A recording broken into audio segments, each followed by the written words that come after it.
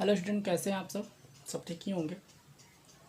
तो क्या करना है, देखिए लेसन 3 यानी कि 2 4 वाले रैखिक समीकरण का नेक्स्ट पार्ट आज स्टार्ट हो रहा है।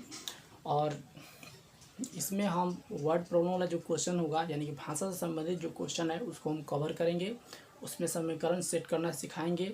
उसके बाद समीकरण सिर्फ सेट करेंगे, आपको विलोपन विधि से या किसी अन्य विधि से आपको खुद से उसको सॉल्व करने हैं। ठीक है, तो चलिए स्टार्ट करते हैं। आप बुक सामने खोल लीजिए और 1 बाई 1 हम क्वेश्चन सेट कराते जा रहे हैं। समीकरण उसको सॉल्व कीजिए, पहले अपने से कोशिश कीजिए समीकरण सेट कर पा रहे हैं या नहीं। उसके बाद अगर कोई दिक्कत होती है तो वीडियो को देखिए और क्वेश्चन को समझिए। चलिए चैप्टर स्टार्ट करते हैं। सबसे पहला हमारा चैप्टर 3.1 निकालिए। उसमें भाषा से रिलेटेड क्वेश्चन है, इसको सॉल्व करते हैं, समीकरण को सेट करके सिखाते हैं। चलिए पहला क्वेश्चन है, ध्यान समझते जाइएगा। एक है, आफ्ताब अपनी पुत्री से कहता है कि 7 वर्ष पूर्व मैं उससे 7 गुना आयु का था। अब से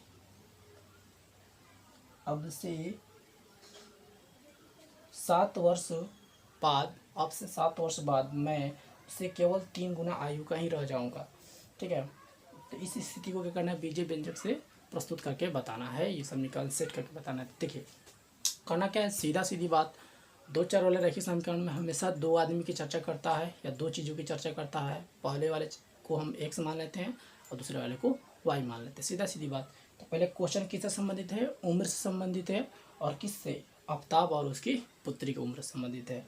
तो हम आफ्ताब की उम्र और उसकी पुत्री का उम्र क्या कर लेंगे, x और y मान लेते हैं। तो हमारा हो गया एक्सरसाइज 3.1। ठीक है, एक नंबर क्वेश्चन में लिख देते हैं, माना कि आफ्ताब की वर्तमान आयु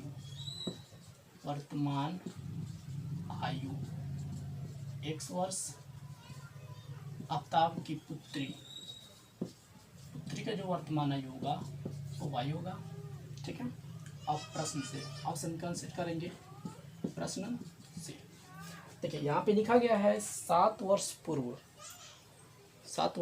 7 गुना हो रही है। ठीक है, चलिए तो 7 वर्ष पूर्व, याद रखिएगा जब भी हम उम्र में पूर्व जाएंगे तो माइनस करेंगे, बाद जाएंगे तो प्लस करेंगे, क्योंकि पहले का उम्र हमारा माइनस होता है। जैसे अभी हम 20 साल के होंगे तो 10 साल पहले कितने होंगे, सिर्फ 10 साल के होंगे। ठीक है, या 7 वर्ष पहले तो 7 घटाना होगा, 13 साल के होंगे 7 वर्ष पहले। वही बाद की बात कहा जाए तो उसमें जुड़ी जाती है। चलिए इसको सॉल्व करते हैं। कहा गया 7 वर्ष पहले, तो दोनों सब को 7 वर्ष पहले ले चलिए, इसको 7 वर्ष पहले ले चलिए और इसको भी 7 वर्ष पहले चलिए। तो कहा गया है कि 7 वर्ष पहले आफ्ताब का जो उम्र है वो किसका 7 गुना, पुत्री का माने गुना 7 गुना। ठीक है, ऐसे करिए तो होगा x - 7 गुना कर दीजिए 7y 7 सत्ते 49, x इधर बुलाइए तो -7y -49, इसको इधर भेजेंगे तो +7, x - 7y इक्वल टू कितना जाएगा हमारा, घटा लेंगे तो -42। समीकरण 1। या आप इसको और बढ़ा लीजिए, x - 7y इसको बुलाइएगा तो +42 बराबर 0 हो जाएगा। समीकरण 1 एक व्यापक रूप है, इसलिए इसको हम लिख दिए, क्योंकि इसको सॉल्व करना नहीं, सिर्फ बीजे व्यंजक में सेट करना है। ठीक है, सॉल्व करना रहेगा तो इसको ऐसे ही रखिएगा, ऐसे करके आप सॉल्व कर लीजिएगा, 42 इधर ही रखिएगा, सॉल्व कर लीजिएगा। चलिए समीकरण 2 बनाते हैं, पुनः प्रश्न से लिखते हैं, पुनः प्रश्न से बनाएंगे। तो फिर अब बाद की बात कहा गया है 7 वर्ष बाद, तो 7 वर्ष बाद दोनों को ले चलिए, 7 वर्ष बाद ले चलिए और फिर कितना गुना हो जा रहा है, 3 गुनी 7 वर्ष बाद क्या हो जा रही है, 3 गुनी x + 7 कितना होगा 3y 7 3 के 21, x जो बुलाएंगे तो -3y कितना होगा 21, इसको भेजेंगे तो -7, उसके बाद होगा x - 3y हटा देंगे तो कितना हो गया हमारा 14। उसके बाद व्यापक अगर रूप लिखना होगा तो इसको इधर भेज देंगे 0। समीकरण 2 इस तरह दो समीकरण बन गया, समीकरण 1 और 2। ऐसे आप इसको सॉल्व भी कीजिएगा, इसमें सिर्फ समीकरण सेट करना था, या ऐसे भी हम समीकरण सेट ही करेंगे, आपको सॉल्व करने हैं। कोई दिक्कत होगा तो कमेंट्स में लिखिएगा, उस क्वेश्चन को हम अलग से सॉल्व कर देंगे, वरना देखिएगा इस तरह। ठीक है, सॉल्व कीजिएगा। अब बात करते हैं नेक्स्ट वाला क्वेश्चन नंबर 2 में देखते हैं। लिखा गया है, क्रिकेट टीम के कोच ने 3900 रुपये में 3 बल्ले और 6 गेंदें खरीदे और बाद में उसने एक और बल्ला और उसी प्रकार का 2 और गेंद खरीदे 1300 रुपये में। ठीक है, इसको भी सेट करना है हमें। चलिए सेट करते हैं। ठीक है, देखते हैं। तो ये क्या है, किससे रिलेटेड है, बल्ला और गेंद के मूल्य से संबंधित है। तो हम इसके लिए हम क्या कर देंगे, माना कि एक बल्ला और एक गेंद का दाम मान लेंगे। ठीक है, माना कि एक बल्ले का मूल्य, बल्ला का मूल्य बराबर x रुपये, एक गेंद का मूल्य रुपये y। चलिए, तो प्रश्न से समीकरण सेट करेंगे। प्रश्न से तो हमारा क्या होगा, इसमें क्या कहा गया है, 3 बल्ले और 6 गेंदे खरीदना है। तो एक बल्ले का x रुपया, तो 3 बल्ले का 3x, और एक गेंद का y रुपया, तो 6 गेंद का 6y। टोटल कितना रुपये जमा किया जा रहा है, 3900 रुपये। यानी कि इसका इतना दाम हुआ, इसका इतना दाम हुआ, उसके बाद टोटल मूल्य कितना हुआ, 3900 रुपये उन्होंने जमा की होगी। ठीक है, तो ये हो गया हमारा समीकरण 1। ठीक है, पुनः प्रश्न से 3900 दिया गया है किताब में, टोटल 4000 रुपये हुआ है। नेक्स्ट क्वेश्चन फिर क्या कह रहा है कि एक और बल्ला और उसी तरह का 2 गेंद और खरीदना है। तो एक बल्ला के लिए x और 2 गेंद के लिए 2y। कितने दे रहा है, 1300 रुपये दे रहा है समीकरण। तो इसके लिए 1300 रुपये दे रहा है, यानी कि 1300 समीकरण 2 हुआ। तीसरा समीकरण 1 और 2 बन गया। याद रखिएगा, इसको अगर देखा जाए A1 A2 ये सब लगा के, तो इसके अनंत हल होंगे। ठीक है, इसलिए इसको सॉल्व नहीं कीजिएगा, सिर्फ लिख दीजिएगा कि इसके अनंत हल होंगे, काम खत्म। ठीक है, क्वेश्चन नंबर 3 में देखते हैं। इसमें लिखा गया है 2 केजी सेब और 1 केजी अंगूर के मूल्य, यानी ये भी क्या है, मूल्य से संबंधित है, जिसमें क्या है, सेब और अंगूर है। तो सेम टू सेम ऐसा ही क्वेश्चन मानेंगे इसको भी। माना कि 1 केजी सेब का मूल्य रुपये x, 1 केजी अंगूर का मूल्य रुपये y। चलिए प्रश्न से सेट करते हैं। प्रश्न से कहा क्या गया है, 2 केजी सेब और 1 केजी अंगूर। 1 केजी सेब का मूल्य x रुपये, तो 2 केजी के लिए 2x, और फिर 1 केजी अंगूर चाहिए, 1 केजी अंगूर का दाम y। टोटल रुपये कितना जमा कर रहा है वो, 160। समीकरण 1। पुनः प्रश्न से इसमें फिर क्या कह रहा है, 4 केजी सेब और 2 केजी अंगूर और कर देगा।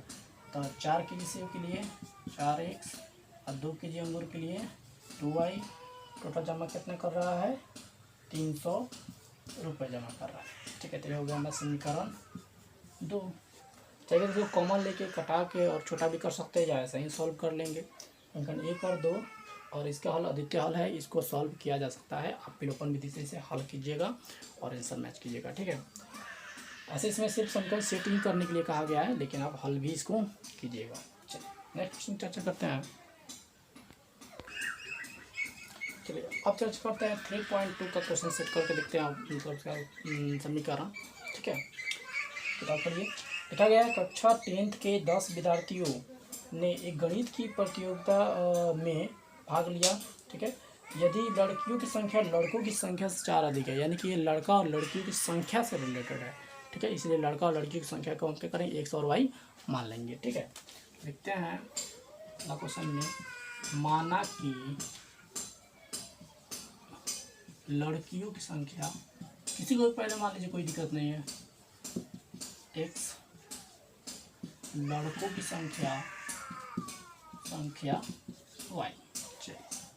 प्रश्न से लिखा गया है कि लड़कियों की संख्या लड़कों से 4 अधिक है, यानी कि लड़कियों की संख्या लड़का जितना है उससे 4 अधिक है। याद रखिएगा, कंपेयर जिससे किया जाएगा उसी में कीजिएगा, जोड़िएगा। जैसे लड़कों की संख्या से, तो लड़कों की संख्या से 4 अधिक है, तो लड़कों की संख्या में उसको जोड़िए, न कि लड़की में। ठीक है, माने लड़की लड़कों से 4 अधिक है, तो इधर बुलाएंगे तो -y। समीकरण 1 हो गया। पुनः प्रश्न से तो फिर नेक्स्ट में लिखा गया है कि चाहे स्टार्टिंग में लिखा था 10 विद्यार्थी, टोटल कितने विद्यार्थी है, 10, यानी कहने मतलब लड़का प्लस लड़की बराबर टोटल विद्यार्थी हुआ ना। तो लड़कियों की संख्या जितना भी होगा, लड़कियों की संख्या जितना होगा, टोटल विद्यार्थी 10 होगा। विद्यार्थी में लड़का लड़की दोनों। इस तरह समीकरण एक और दो प्राप्त हो गया। उसके बाद आप क्या कीजिएगा, इसको विलोपन विधि से फिर से क्या कीजिएगा, सॉल्व कर लीजिएगा। क्वेश्चन नंबर 2 देखते हैं। इसमें फिर पेंसिल और कलम के मूल्य से चर्चा किया गया है। सेम टू सेम ऐसा ही मानेंगे। माना कि एक पेंसिल का मूल्य ₹X, एक क्या है, कलम का मूल्य क्या हुआ, ₹Y। प्रश्न से क्या दिया गया यहाँ पर, 5 पेंसिल और 7 कलम। तो एक पेंसिल का दाम X है, तो 5 पेंसिल का 5X। एक कलम का दाम Y रुपये, तो क्या है, 7 कलम का 7Y बराबर टोटल कितना हुआ, 50 रुपये। समीकरण 1। पुनः प्रश्न से क्या हुआ, 7 पेंसिल और 5 कलम। तो एक कलम का दाम X, तो 7 कलम का दाम, पेंसिल का दाम 7X plus 5Y equal to फिर कितना रुपये होगा, 46 रुपये। समीकरण 2। ठीक है, समीकरण 1 और 2 इस तरह आपको प्राप्त हुआ। फिर से क्या कीजिएगा, विलोपन विधि लगाइएगा, फिर इसको सॉल्व करके आप आंसर मैच कर लीजिए। इसका आंसर तो दिया ही है, क्योंकि इसका आंसर निकालना था। ठीक है, नेक्स्ट क्वेश्चन इसमें है, अनुपात A1/A2 B1/B2 और C1/C2 की तुलना करके आपको बताना है कौन किसका ग्राफ प्रतिच्छेदी होगा, किसका समांतर होगा, किसका संपाती होगा। ठीक है, तो आपको स्टार्टिंग वाला वीडियो में ही बना के बता दिया गया है कि A1/A2 C1/C2 B1/B2 इसको कैसे चेक करके आपको पता लगाना है कि कौन प्रतिच्छेदी है, कौन समांतर, कौन संपाती है। ठीक है, तो आप इस वीडियो को देखिए, आपको इससे चीज़ समझ में आ जाएगी। फिर नेक्स्ट वाला 3 और क्वेश्चन में इसमें संगत और असंगत बताने हैं। तो फिर उसी तरह उसमें भी बता दिया गया है कि कौन संगत होता है, कौन असंगत होता है। फिर इस वीडियो को देखिए, आपको पूरा क्लियर हो जाएगा। और ये 4 नंबर भी वही संगत और असंगत से ही रिलेटेड क्वेश्चन है, और ग्राफ इसमें पूछा जा रहा है। ठीक है, तो आप ये ग्राफ बना भी सकते हैं, या आप बोले थे क्वेश्चन बैंक से ही आप ग्राफ बनाइए, इसका ग्राफ नहीं पूछता है, क्वेश्चन बैंक से ग्राफ बनाइएगा, वही सब क्वेश्चन आएगा। ठीक है, 5 नंबर क्वेश्चन में है इसका समीकरण सेट करने के लिए। क्वेश्चन नंबर 5 देखते हैं।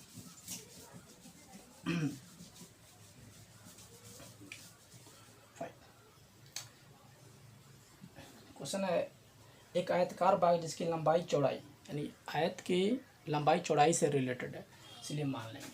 माना कि आयताकार बाग की लंबाई X, चौड़ाई Y। तो प्रश्न से तो क्या होगा, प्रश्न से देखा, लंबाई चौड़ाई से 7 अधिक है, यानी कि जो लंबाई है किससे कंपेयर कर रहा है, चौड़ाई से। चौड़ाई से 4 अधिक है, 4 अधिक है। X कम है तो माइनस, अधिक है तो प्लस। इसको इधर बुला लीजिए, -Y बराबर 4। समीकरण 1। पुनः प्रश्न से दूसरा बनाइए, समीकरण 2। इसमें लिखा गया अर्ध परिमाप। ठीक है, परिमाप। तो ध्यान दीजिए, आयत का जो परिमाप का फॉर्मूला होता है 2 × लंबाई प्लस चौड़ाई।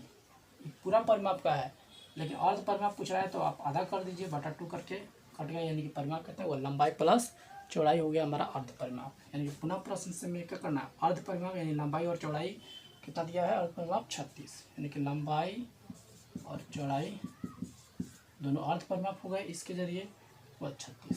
समीकरण 2। फिर इसको सॉल्व कर लीजिएगा विलोपन विधि से, और अपना आंसर मैच कर लीजिएगा। ठीक है, तो आशा करते हैं ये भी अलग आपको क्वेश्चन समझ में आई होगी। नेक्स्ट है 6 नंबर में, इसमें फिर एक समीकरण दिया गया है और दूसरा समीकरण पूछ रहा है प्रतिच्छेदी के लिए, समानांतर के लिए, ऐसा करके। ठीक है, तो आप ध्यान दीजिए इसका। 6 नंबर क्वेश्चन में एक समीकरण दिया गया है, इसे 2x + 3y - 8 बराबर 0। ठीक है, तो अगर आपको बनाना है पहले प्रतिच्छेदी, समीकरण 1 दिया है, समीकरण 2 आपको खुद से बनाना है, जिसके लिए ये सभी रूल को फॉलो करें। जैसे एक है, पहले का नंबर पूछा है प्रतिच्छेदी के लिए बनाना है, प्रतिच्छेदी हो, इसके लिए समीकरण कैसे बनाएंगे, तो इसका फॉर्मूला होता है A1/A2 नॉट इक्वल B1/B2। तब सेट कीजिए, क्या कर देते हैं, यहाँ पर अगर ले लेते हैं हम इसको 4x, तो कितना हुआ 2 दूने 4, 1/2, तो यानी कि यहाँ पर 6 को छोड़कर, क्योंकि 6 रख देंगे तो 3 दूने 6 दोनों बराबर हो जाएगा, तो इसको बराबर ना रखकर बाकी कोई मान रख लीजिए। तो यानी कि हम क्या कर देंगे, यहाँ पर 6 ना रख के 7, 8, 10, 12 कुछ भी रख सकते हैं। 7y इधर भी कुछ भी रख सकते हैं, क्योंकि इससे तो कोई मतलब है नहीं, 0। यानी कि a1/8 हो गया 1/2, b1/b2 3/7, जो कि आपस में बराबर नहीं है, यानी कि प्रतिच्छेदी हो गया। दूसरा बात, समीकरण ये आपका 2 बन रहा है इसके अनुसार, ठीक है। याद रखिएगा इसका आंसर कुछ भी हो सकता है, आपके बुक में जो आंसर है वो भी हो सकता है, या अदर भी आंसर हो सकते हैं, क्योंकि इस यहाँ पे 6 के बदले कुछ भी मान रखा जा सकता है, ठीक है, इसलिए तो सभी सही होंगे। फिर नेक्स्ट क्वेश्चन है इसके लिए समानांतर के लिए, समांतर हो, इसके लिए हमें क्या होता है फॉर्मूला हमारा a1/a2 बराबर b1/b2 नॉट इक्वल c1/c2, ठीक है। तो a1/a2 देखिए, a1/a2 क्या हो जाएगा हमारा, मान रखिए बराबर करना है तो आप ले लीजिए 4x, ठीक है। अब कितना 1/2 हो गया, अब इसको तो बराबर करना है इसलिए यहाँ पे 6 ले लेंगे, 6y, तो कितना हुआ 2/4 यानी कि 1/2, ये 1/2 यानी a1/a2 बराबर हो गया। अब c1/c2 को बराबर नहीं रखना है, यानी यहाँ पर 8 दूने 16, 16 को छोड़कर बाकी कोई भी नंबर ले लीजिए, 15 ले लीजिए, या 17, 20, 21, 22, 1 लाख 2 लाख कितने ले लीजिए, बराबर 0 समीकरण इसके अनुसार 2a बना, ठीक है। थर्ड नंबर में क्या है, संपाती, संपाती, संपाती हो, संपाती के लिए क्या होता है फॉर्मूला हमारा a1/a2 बराबर b1/b2 बराबर c1/c2, यानी तीनों बराबर, ठीक है, तीनों बराबर होता है। इसके अनुसार हमारा समीकरण क्या बनेगा, इसके अनुसार हमारा जो समीकरण बनेगा वो बनेगा, तीनों को बराबर करना है, तो यहाँ पे क्या कीजिए 4x 1/2 हो गया, यहाँ पे 6 ले लीजिए, 6y 1/2 हो गया, और यहाँ पे फिर से 16 ले लीजिए, ये 1/2, ये भी 1/2, ये भी 1/2, ये भी 1/2, यानी कि तीनों आपस में बराबर हो गए, यानी कि ये हो गया संपाती, ठीक है। इस तरह सॉल्व करेंगे। नेक्स्ट क्वेश्चन है 7 नंबर में, इसका कह रहा है ग्राफ खींचने के लिए आप आसानी से आपको ग्राफ खींचिए उसको सॉल्व कर लीजिएगा, ठीक है। अगला चैप्टर है 3.3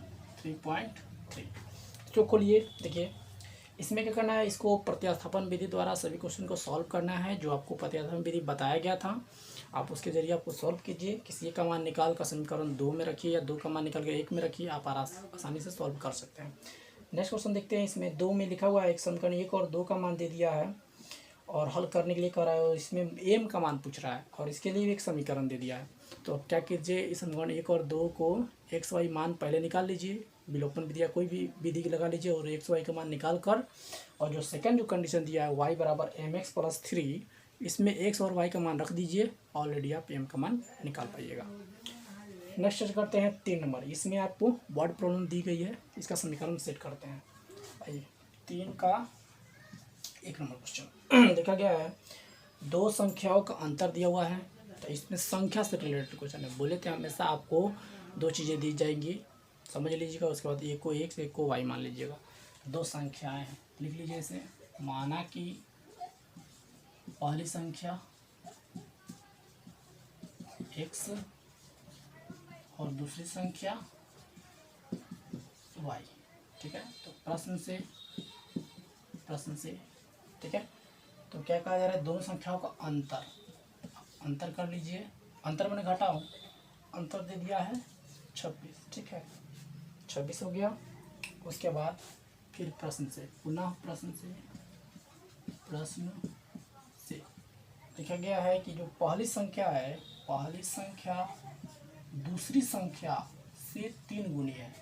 पहली संख्या दूसरी संख्या से कंपेयर कर रहा है, दूसरी संख्या का 3 गुनी है, 3 गुनी कर दिए, हो जाएगा मेरा x और कितना हो जाएगा 3x 3y को इधर बुलाएंगे तो -3y और इधर 0 बचेगा, इसको गुना करेंगे तो 3y होगा, प्लस में 3y, इसको प्लस को इधर भेजेंगे तो माइनस में होगा -3y, अब बराबर इधर क्या बचा 0, जब पूरा आ गया तो 0 बचता है, समीकरण 2, ठीक है, समीकरण ये हो गया। इस तरह आप क्या कीजिएगा, इसको विलोपन विधि से या कोई भी दूसरी विधि से आप सॉल्व कर लीजिएगा, कि क्वेश्चन जब बोर्ड में पूछी जाएगी उसमें आपको विधि की चर्चा नहीं करेगा, जब भी वर्ड पूछेगा उसमें विधि की चर्चा नहीं करेगा, इसीलिए आप विलोपन विधि से बनाइएगा, आसानी से आपको बना पाइएगा। नेक्स्ट है क्वेश्चन इसका 2। क्वेश्चन नंबर 2 में देखते हैं, ये है आपका संपूरक कोण से रिलेटेड। ठीक है, तो पहले समझ लेते हैं संपूरक कोण किसे कहते हैं। जिन दो कोणों का योग 180 डिग्री होता है उसे ही संपूरक कोण कहा जाता है। ठीक है, तो चलिए इसमें संपूरक कोण है तो दोनों को पहले बारी बारी से मान लेते हैं। माना कि आप पहला कोण x डिग्री, दूसरा कोण y डिग्री। प्रश्न से, ठीक है, तब जानते हैं हम लोग संपूरक कोणों का योगफल 180 डिग्री, यानी कि दोनों का योगफल 180 डिग्री। समीकरण एक ही बन गया समीकरण, और पुनः प्रश्न से एक और समीकरण बनेगा। हमेशा दो समीकरण बनने का क्लू दिया रहता है, क्योंकि दो समीकरण रहेगा तभी सॉल्व हो पाएगा। फिर कहा गया है कि बड़ा कोण छोटे कोण से 18 डिग्री का, यानी बड़ा कोण ये समझिए, इसको बड़ा कोण छोटा कोण ऐसे लिख लीजिए, कोई दिक्कत नहीं है। बड़ा कोण छोटा कोण से क्या है 18 डिग्री अधिक है। बड़ा छोटा के साथ कंपेयर कर रहा है, 18 डिग्री अधिक। एक्स तो इधर बोलेंगे तो -5 बराबर 18। समीकरण 2।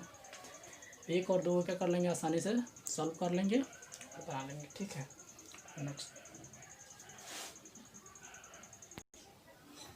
नेक्स्ट क्वेश्चन है 3 नंबर। एक क्रिकेट टीम के कोच ने 7 बल्ले और 6 गेंदे और इतना में कर दिया। ठीक है, तो इस तरह से क्वेश्चन हम पीछे समझा चुके हैं, इसलिए इसको छोड़ते हैं। आप खुद से सेट कीजिएगा क्वेश्चन को। नेक्स्ट बात करते हैं 4 नंबर, क्वेश्चन नंबर 4। ठीक है, इसको देखते हैं। एक नगर में टैक्सी के भाड़े में एक नियत भाड़ा लिया जाता है और एक अतिरिक्त भाड़ा लिया जाता है। ठीक है, यानी कि टैक्सी के जरिए 2 तरह का भाड़ा लिया जा रहा है, एक नियत भाड़ा और एक अतिरिक्त भाड़ा।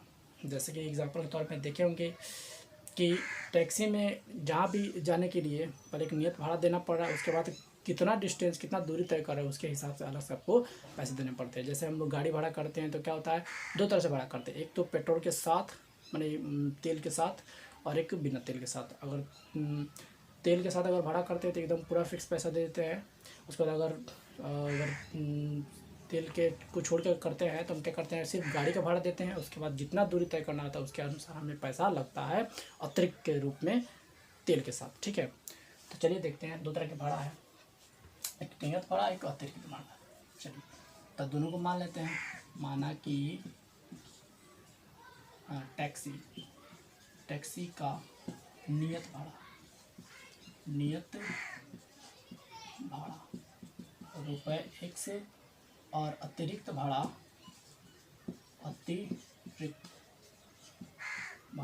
तो अतिरिक्त भाड़ा उसको किलोमीटर के हिसाब से ले रहा है, इसीलिए ₹Y प्रति किलोमीटर ऐसे लिख देते हैं। ठीक है, चलिए प्रश्न से पढ़ते हैं। नेक्स्ट में लिखा गया, इसमें टैक्सी क्या करता है, भाड़ा लेता है। उसके बाद कह रहा है 10 किलोमीटर के लिए कितना 105 रुपये लेता है। कितना करता है 10 किलोमीटर के लिए 105। चलिए, तो आपको नियत भाड़ा 100 रुपया दे दिए। उसके बाद अतिरिक्त भाड़ा Y रुपये है, और कोई किलोमीटर चल रहा है 10 किलोमीटर, तो 1 किलोमीटर के लिए Y रुपये, तो 10 किलोमीटर के लिए 10Y। हई तो कबू देना है। उसके बाद हई अतिरिक्त भाड़ा है जो 10 किलोमीटर के लिए 10Y होगा। तो टोटल कितना रुपया दिया 105 रुपया। समीकरण 1। पुनः प्रश्न से क्या हो गया, इसका नियत भाड़ा हो गया x प्लस फिर कितना किलोमीटर जाने के लिए कर रहा है ये 15 किलोमीटर, तो 15 किलोमीटर के लिए 15Y। इसके लिए कितना पैसा दे रहा है 155 रुपये। समीकरण 2। नियत भाड़ा देना ही है, उसके बाद 1 किलोमीटर के हिसाब से आपको ये भाड़ा देनी है। ठीक है, इससे समीकरण 1 और 2 बना। अब इसको सॉल्व कीजिएगा। इसमें x और y का मान निकल जाएगा। जब x y का मान निकल जाएगा तो एक और क्वेश्चन आगे पूछा गया है, एक व्यक्ति 25 किलोमीटर जाता है तो कितना भाड़ा देगा। तो 25 किलोमीटर के लिए भाड़ा जो होगा कितना होगा x प्लस 25y। x का मान होगा वहाँ पे रख दीजिएगा, y का मान यहाँ पे रख के इसको सॉल्व कर लीजिएगा। पहले x और y का मान निकाल लीजिएगा किसी विधि से, विलोपन विधि से। उसके बाद यहाँ पे मान रख के इसको सॉल्व कर लीजिएगा, आपका आंसर मिल जाएगा। ठीक है, नेक्स्ट क्वेश्चन देखते हैं। नेक्स्ट क्वेश्चन देखिए, हंस और हार से रिलेटेड है। अंश हार से तब मान लेते हैं दोनों को। माना कि अंश बराबर एक्स और हर बराबर वाई। चलिए प्रश्न से चलिए, तो प्रश्न से में क्या लिखा गया है, कह रहा है एक अंश और हर दोनों में क्या करना है, 2 जोड़ने पर 9/11 हो जाता है, ठीक है। और भिन्न क्या होगा, इसमें पहले भिन्न लिख लेते हैं, अंश ऊपर आता है हर नीचे, यानी भिन्न क्या प्राप्त हुआ, x/y। चलिए तो प्रश्न सेट करते हैं, कह रहा है अंश और हर दोनों में क्या करना है, हमें 2 जोड़ना है, तो अंश में भी 2 जोड़ दीजिए, अंश में भी 2 हर में भी 2, तो कितना हो जाता है भिन्न 9/11, ठीक है। क्रॉस कर लीजिए, समीकरण सेट करने के लिए तो क्या होगा हमारा 11x कर दूने 22, इसे करिए 9y 9 दूने 18, 11x इसको बुलाएंगे तो -9y, 18 इसको इधर भेजेंगे तो -22, 11x - 9y घटा लेंगे तो -4, समीकरण 1 इस तरह हो गया। बात करते हैं पुनः प्रश्न से, ठीक है। तो क्या होगा, इसमें क्या करें, दोनों तरफ 3 जोड़ना है हमें, तो अंश में भी 3 जोड़िए और हर में भी 3 जोड़िए, ठीक है। क्या मिलेगा हमें 5/6, क्रॉस करते हैं तो 6x + 6 × 18 से करेंगे तो 5y + 5 × 15, 6x को इधर बुलाएंगे तो -5y होगा, 15 इसको इधर भेजेंगे तो -18, 6x - 5y बराबर, इसको माइनस करेंगे तो -3, समीकरण 2। इस तरह आपको समीकरण 1 और 2 को फिर विलोपन विधि लगाइएगा, सॉल्व कीजिएगा, आंसर आपके सामने होगी। एक और उम्र से जो अगला नेक्स्ट जो क्वेश्चन है वो 6 नंबर है, वो भी उम्र से रिलेटेड है और आफ्ताब की उम्र से, इसमें जैकब नाम लिखा हुआ है, जिससे आपको आफ्ताब वाला उम्र वाला क्वेश्चन जो बताया गया था समीकरण सेट करके सेम टू सेम वैसा ही क्वेश्चन है। आप इसको खुद से सॉल्व कीजिएगा, खुद समीकरण सेट कीजिएगा, आंसर मैच कीजिएगा। अगर कोई दिक्कत होती है तो कमेंट में लिखिएगा। आज हमको लग रहा है कि आप ये इसको सेट भी कर सकते हैं और इसको बना भी सकते हैं, ऐसा हमको लगता है।